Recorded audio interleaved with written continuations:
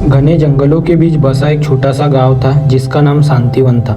यह गांव अपनी प्राकृतिक सुंदरता और शांत वातावरण के लिए प्रसिद्ध था। लेकिन इस गांव में एक साधारण युवक युवराज रहता था।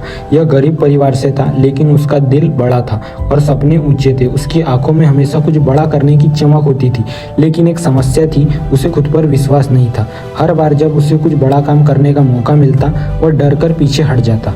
एक दिन गाँव के ऊपर काले बादल छा गए। गाँव के बड़े बुजुर्गों ने इसे अशुभ संकेत माना। तभी गांव के मंदिर के पुजारी ने बताया कि अगर उस शिवलिंग की पूजा नहीं की गई तो पूरे गांव पर प्राकृतिक आपदाओं का खतरा मंडरा सकता है। पुजारी ने कहा, लेकिन शिवलिंग तक पहुंचने का रास्ता खतरों से भरा है। वहां केवल वही जा सकता है जिसे अपने ऊपर पूरा भरोसा हो। गांव के कई नौजवानों ने कोशिश करने की बात कही, लेकिन डर के कारण कोई आगे नहीं बढ़ा। युवराज चुपचाप यह सब देख रहा था। उसके मन में कुछ हलचल हो रही थी। अगली सुबह युवराज ने फैसला किया कि वह इस काम को करेगा।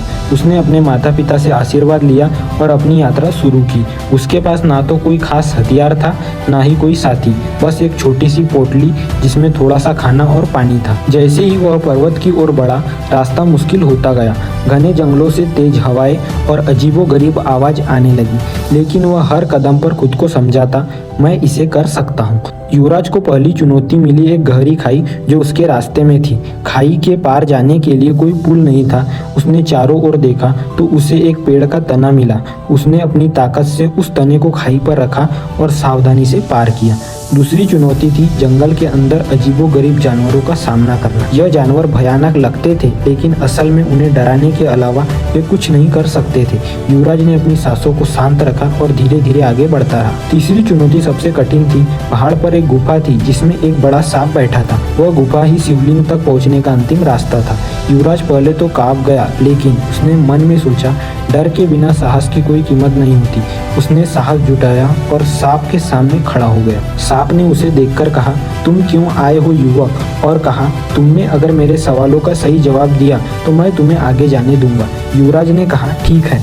सांप ने पहला सवाल किया, सबसे बड़ा डर क्या है? युवराज ने जवाब दिया, सबसे बड़ा डर हमारे मन के अंदर होता है, जो हमें कमजोर बनाता है। सांप ने दूसरा सवाल किया, ताकत कहाँ से आती है? युवराज ने कहा, ताकत हमारे आत्मविश्वास और मेहनत से आती है।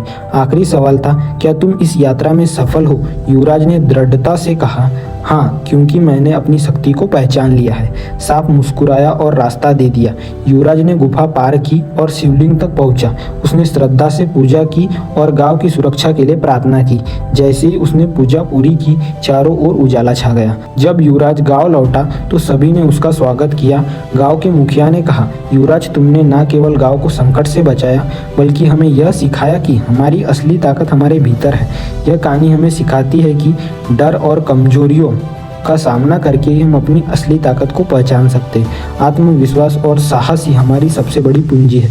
जब हम अपने ऊपर भरोसा करते हैं तो कोई भी मंजिल हमारे लिए असंभव नहीं रहती। और हर बार की तरह एक बोनस टिप, सबसे बड़ी ताकत हमारे अंदर होती है। अगर हम इसे पहचान लें तो हम हर चीज़ हासिल कर सकते हैं। और ऐसी इंस्पायरिंग स्टोरी के लिए चैनल को सब्सक्राइब जरूर कर लेना, ताकि ऐसी स्टोरी आपसे मिस ना हो सके।